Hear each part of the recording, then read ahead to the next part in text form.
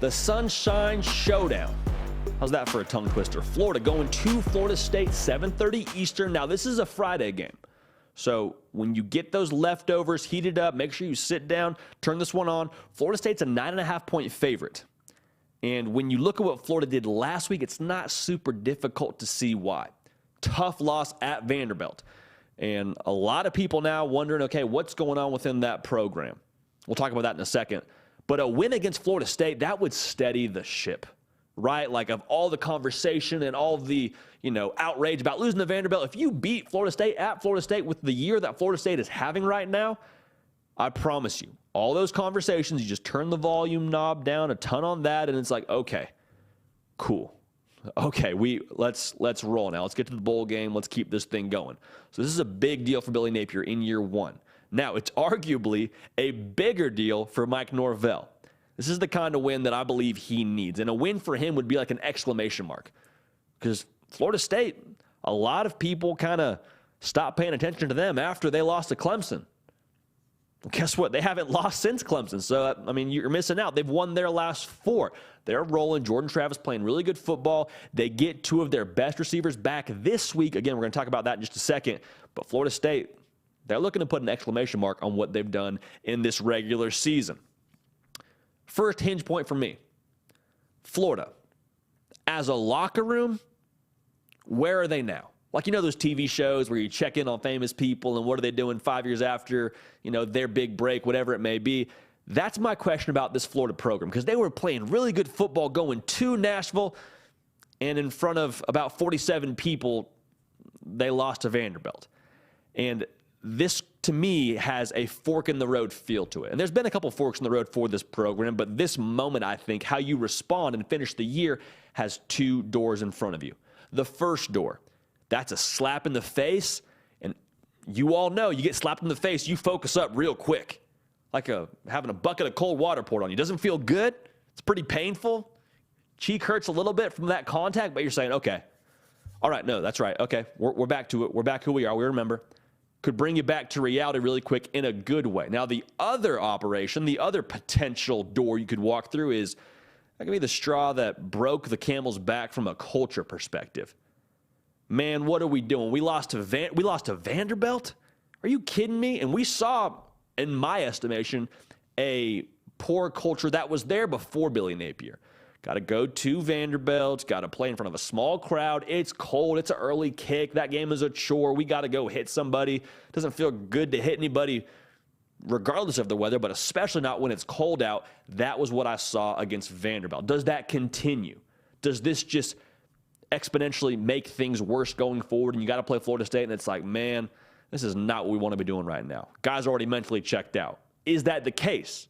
It's my question. I don't know that to be true. I'm just asking. I think that's a possibility, and the psyche in this game for Florida will be huge, because we've seen Florida play really good football. Against A&M, they looked awesome. Against South Carolina, they looked awesome. That win against South Carolina is actually looking even better after what we saw them do to Tennessee. Florida has it under the hood. They've got guys. Can they put it together, and can they keep that same focus and be consistent? This week especially, I think we learned a lot about their culture.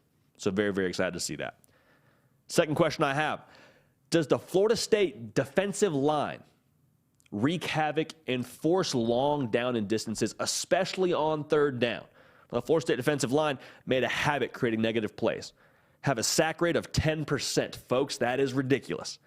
Meaning, of all the snaps that are on the field, 10% of those are resulting in sacks. That is a frightening sight. And for Florida, they are really good offensively when they're able to be in those manageable situations. And that's not novel analysis. That's pretty much everybody in the country. But Florida especially, when they're backed up and it has to be a passing situation, they're not quite as dynamic. And AR is phenomenal, but when he runs effectively, he starts to pass better. And if you're dealing with the long down and distance, I'm assuming you're not going to be running super effectively. I don't think that's probably the thing that happened before a 3rd and 12. Catch my drift?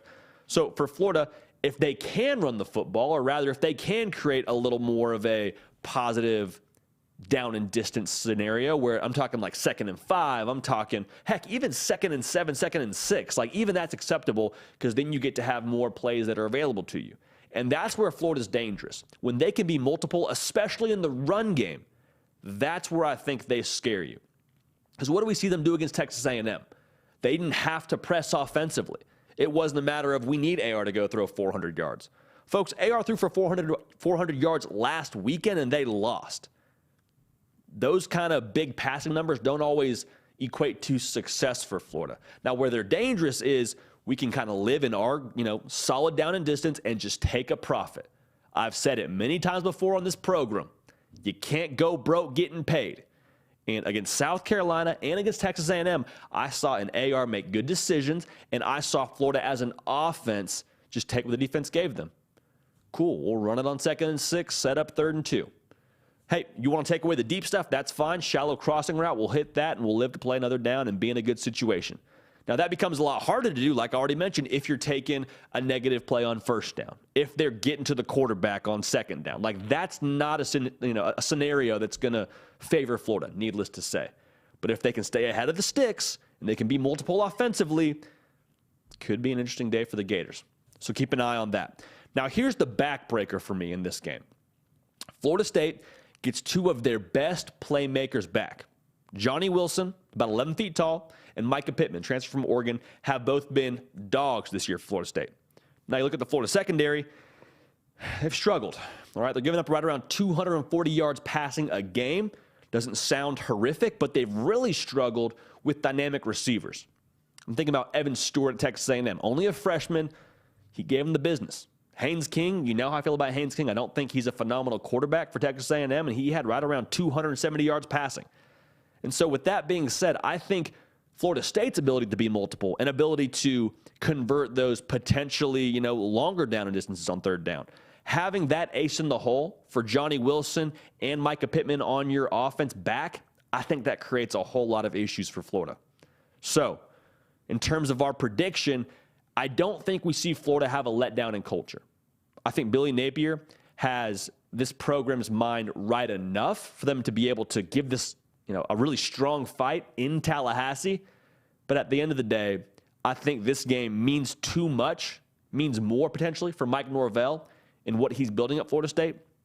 And I think there's just better matchups across the board right now for Florida State. I like the Noles to actually win this one close, 30-27. So we like Florida State to win, but we like the Gators to end up covering. And I'll just say this, I would not be surprised in the slightest if Florida pulls off the upset. But given the common sense and logic that I think we have to apply to this game, I think Florida State ends up coming out victorious in the Sunshine Showdown.